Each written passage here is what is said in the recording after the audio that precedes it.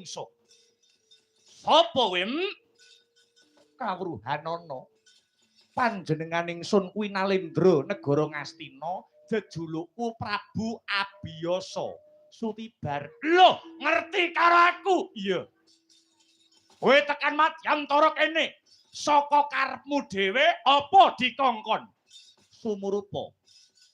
Waleh-waleh apa Prabu Suwela kae maksih kadangku. Ora susah kakian gunem kang tanpa guna. Tekaku mrene muhung bakale takon marang jeneng sira Gandarwa Sutibar. Kowe bakal takon apa? Ning sajake aku ngerti sing arep ndok takoke kuwi apa. Ora wurunga kowe dikongkon Suwela supaya aku kon balekke Kesru. Ya ngono apa piye? Sutibar. Wong urip ana alam padang iki yen maksih eling marang ingkang nitahake jagat. Kudune anane muhung rasa tepa salira. Kang sarta rasa samat sinamat dan daya dinayan ngelingono. Senadyan jeneng sira Gandarwa Sutibar kinodrat dadi Gandarwa, nanging kabeh ingkang cinipta dening akarya jagat iki besok yekti bakal pinundhut mulih marang mula-mulanira. Mula kang mangkono gawe gelane sak padha-padha lan uga gawe gelane liyaniku sayekti bakal angunduh marang wohing karma pala. Aku mung bakal ngelingke marang Gandarwa Sutibar. Wong urip ana alam padang iku siji anteping kesaguhan, loro jembaring samudra pangaksama, telu ora males rasa serik marang sapa wae kang sarta bisa ngempet ubaling hawa nafsu. Abiyasa ora kepengin ngguroni marang jeneng sira Gandarwa Sutibar. Bakune ngripalungguhan iki tekaku mung bakal kepengin njaluk kondure Yayi Dewi Kesru. Alah dalah rak tenan. Boh.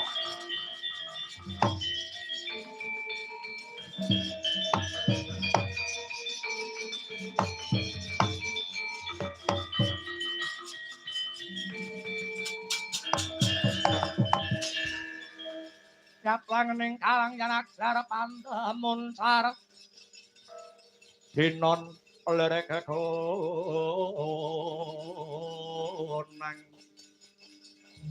surem sorote tanpa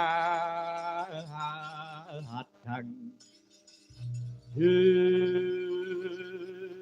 Kesmalaning ngerak leketing jagat gerah-gerahing bumi panut sumaning jajilanan kaya winalik sing dadi rasaning Gandarwa Sutibar. Yen Suwela kuwi wong lanang ngopeni bojone tenanan ora kaya ngene lelakone. Aja ndok arani aku ngrusak pagrayu. Aja ndok arani aku nyures tures ijo. Ngrusui bojone liyan. Meleka kowe Prabu Abiyasa. Ora susah tak ganggu, Kesru dhewe sing kedanan karo aku. Nganti dina sakmengko Kesru wis bobot wujude jabang bayi. Woing katresnanku kelawan Yayi Kesru. Mula kang saka iku yen pancen Suwela wong lanang kon teka dhewe mrene. Sembada Kesru tak balekake. Lamun wis pepes sing dadi kekuataning Gandarwa Sutibar. Bali marang ajal kamlaku. Iya, yen pancen kowe mangkono. Wis cetha ngeglo kang tanpa warana. Lamun kowe jarak perkara Sutibar. Kari pisan jiki tak tanting rasamu. Yen kowe tetep ngukui Yayi Dewi Kesru, Abiyasa bakal tegel tega mentala marang Gandarwa Jim Sutibar. Piye?